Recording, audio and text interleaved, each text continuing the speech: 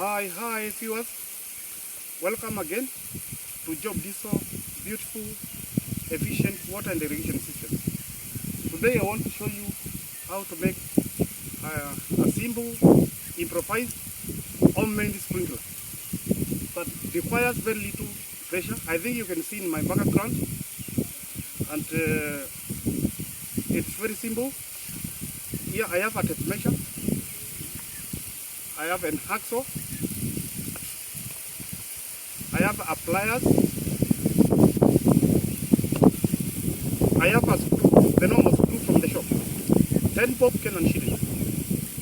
So I want to show you how to make a simple sprinkler using a screw, which is cost effective, a system that uses very little pressure. A normal